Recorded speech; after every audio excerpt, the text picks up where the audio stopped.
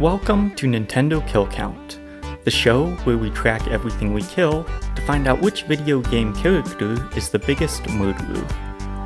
I have a confession to make. I've never played a mainline Kirby game. Growing up, I played the crap out of City Trial and Kirby's Air Ride on GameCube, but I knew it didn't represent a mainline game in the series. Going into playing Kirby's Adventure, I had my expectations set pretty low. For one, I've never been a big platformer or side-scroller kind of guy, and secondly, having seen reviews for modern Kirby games, they just looked like easier, less interesting Mario games. Sorry to those of you who love Kirby, but going in, I wasn't that excited. Canonically, he is considered one of the most powerful characters in the Nintendo universe, but where does the little pink ball of fun rank among the most violent and deadly protagonists? Relax, pour yourself a glass of chocolate milk, and comment below with your guess as we keep track of every enemy killed in Kirby's Adventure on the NES. Like many side-scrolling platformers of this era, Kirby's Adventure is divided into several worlds containing multiple levels, with some minor bosses scattered throughout and a major boss waiting at the end of each. At this point, having described similar platformers like Super Mario Bros. And Donkey Kong Country, I don't feel that giving you a play-by-play of my time with the game is all that valuable. Instead, I'll expound on what makes Kirby unique and how it differentiates itself for better or worse from its contemporaries. The primary gimmick of Kirby's Adventure is that as he traverses the environments, Kirby can inhale enemies and copy their offensive abilities. Did that enemy just breathe fire at you? It's as simple as inhaling and copying his ability, and now you can torch any future enemies you come across. When you boil it down, this gimmick isn't that different from Mario's ability to obtain mushrooms, fire flowers, or stars.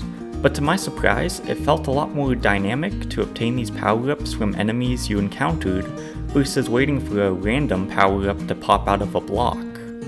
This may sound strange, but the ability to copy abilities on the fly gave me vibes of playing a campaign for a first-person shooter like a Call of Duty. As you're progressing through a level in COD, you're swapping out dropped enemy guns until you find that comfort food weapon that you hold onto for the rest of the level. Similarly, in Kirby's Adventure, I ran through the levels copying enemy abilities, which are essentially dropped weapons.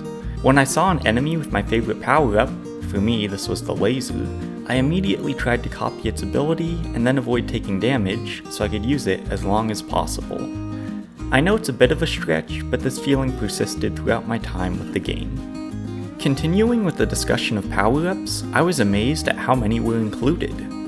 All the way through World 6, I was finding new power-ups that I had never tried before.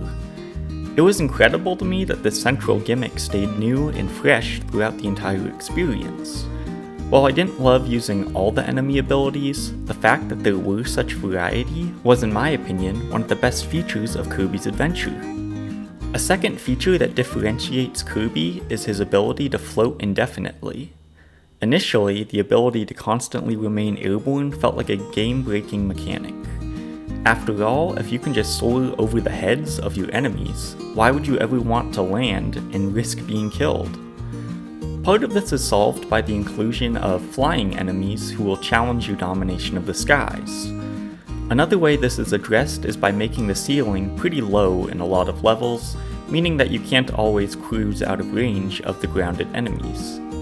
Related to this, one thing I didn't like was how Kirby felt when flying. The controls felt off to me, and maybe it was my game capture software, but I often experienced extreme slowdown when floating, especially when numerous enemies were on screen.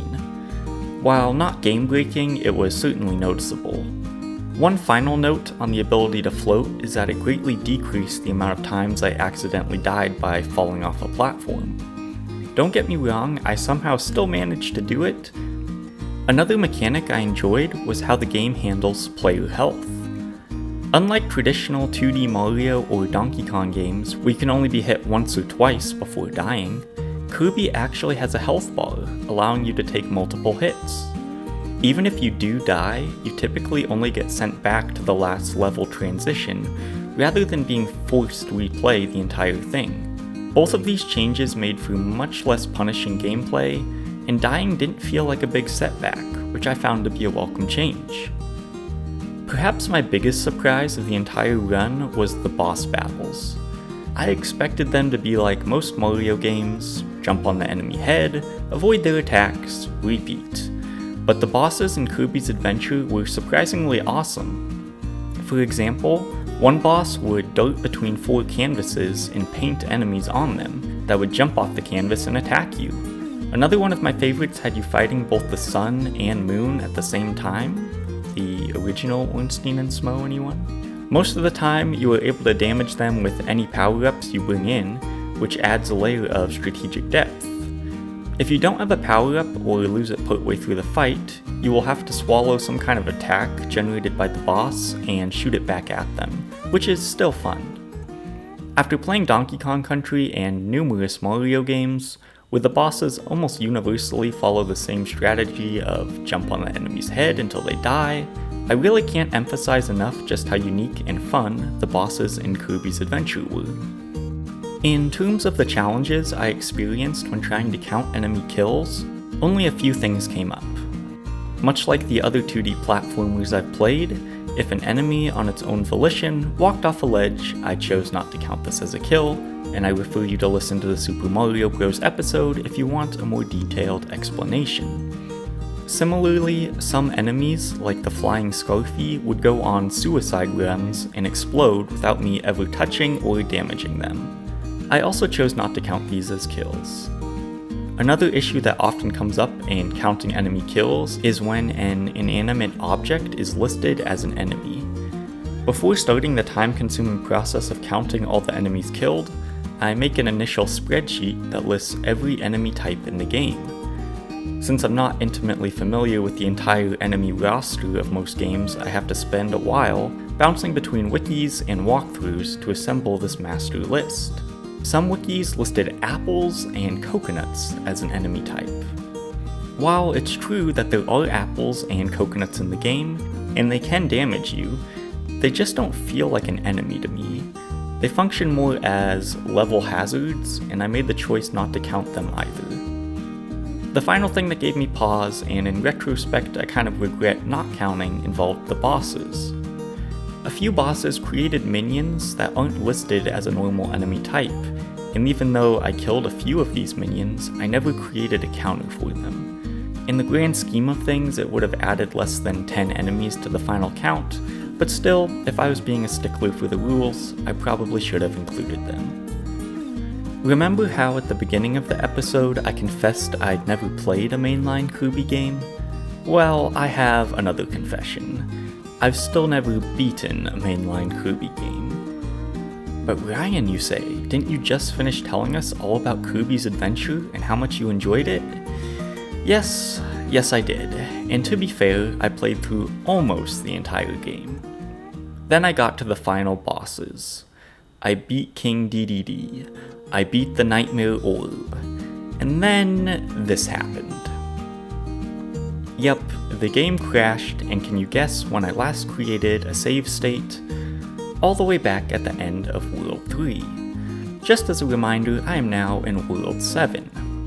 While I had enjoyed the game up to this point, I did not feel like playing the last hour and a half again, so I chose the easier way out.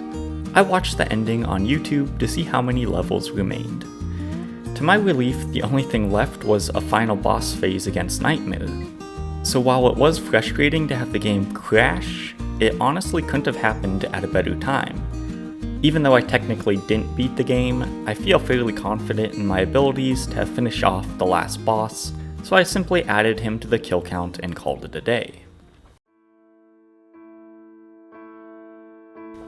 We finally come to the end of our adventure and can tally the butcher's bill.